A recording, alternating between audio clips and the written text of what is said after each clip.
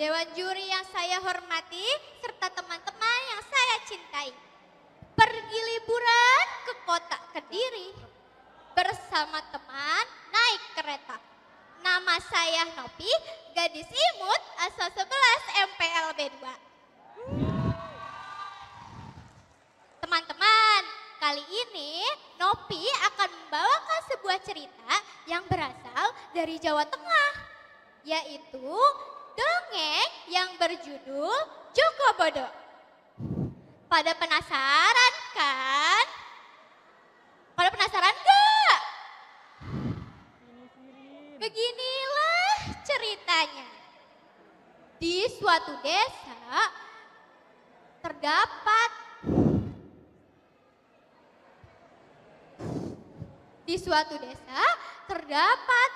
seorang janda bersama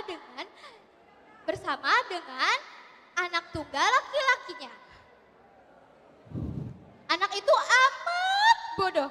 Oleh karena itu, ia terkenal dengan nama Joko Bodo.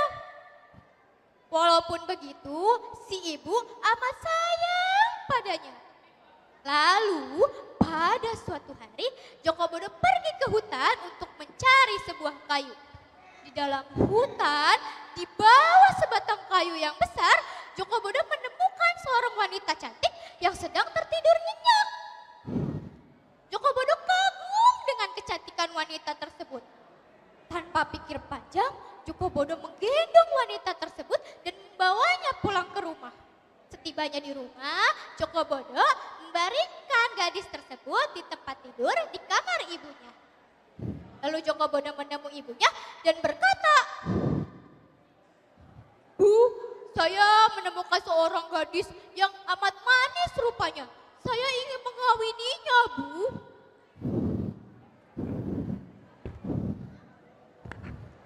"Di mana gadis yang kau katakan cantik itu sekarang, anakku?" "Sekarang ia sedang tidur di kamar ibu. Mungkin karena ia terlalu lelah menempuh perjalanan yang jauh dari hutan." Siang telah berganti malam. Di luar alam telah menjadi gelap. Namun si gadis tak kunjung bangun dari tidurnya. Karena khawatir kepada gadis tersebut, si ibu berkata kepada Joko Bodo,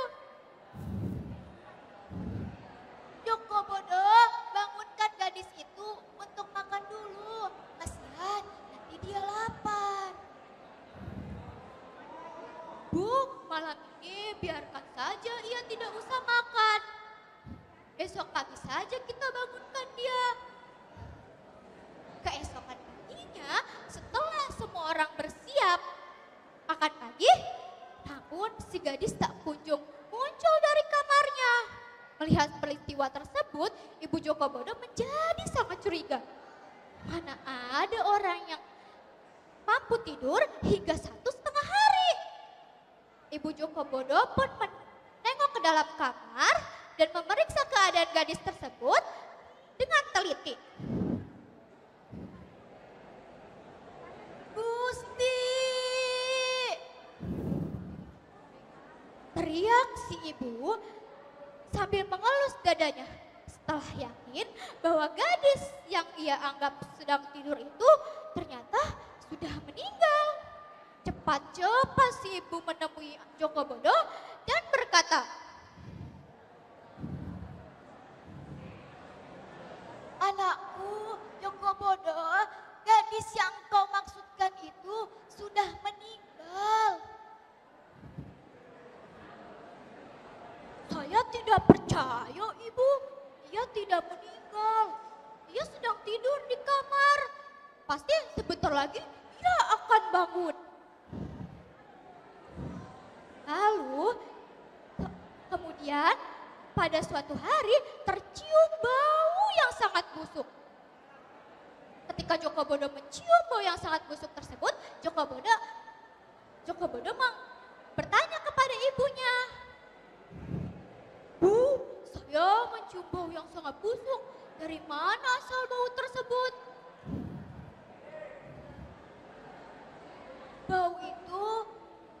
Bau itu berasal dari tubuh tubuh si gadis yang sudah membusuk. Oleh karena itu, seorang mayat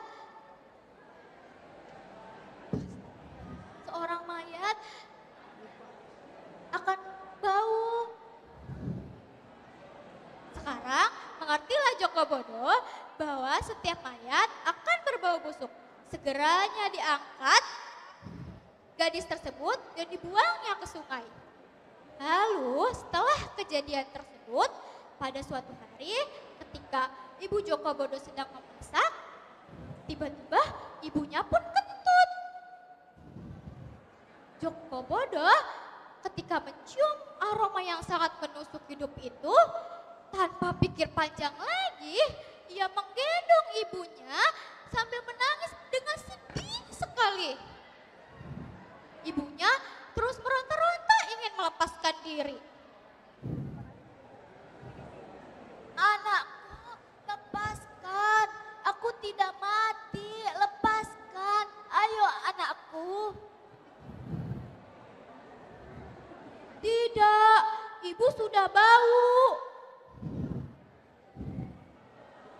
Bau itu karena aku kentut. Tidak, ibu sudah mati. Ibu yang malang itu terus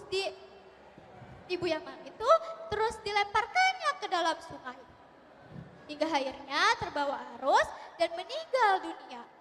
Sore harinya, tatkala Joko Bodo sedang duduk sendirian sambil merenungkan nasibnya yang buruk, tiba-tiba ia pun kentut. Mencium aroma kentutnya sendiri, Joko Bodo menjadi sangat terkejut. Dan ia pun berpikir, kalau begitu, aku pun sudah mati. Tubuhku berbau busuk. Tanpa pikir panjang lagi, Joko Bodo berlari dan menceburkan dirinya ke dalam sungai. Hingga akhirnya dia terbawa arus dan meninggal dunia oleh kebodohannya sendiri. Nah teman-teman, begitulah sepenggal kisah dari dongeng Joko Bodo. Terima kasih. Wassalamualaikum warahmatullahi wabarakatuh.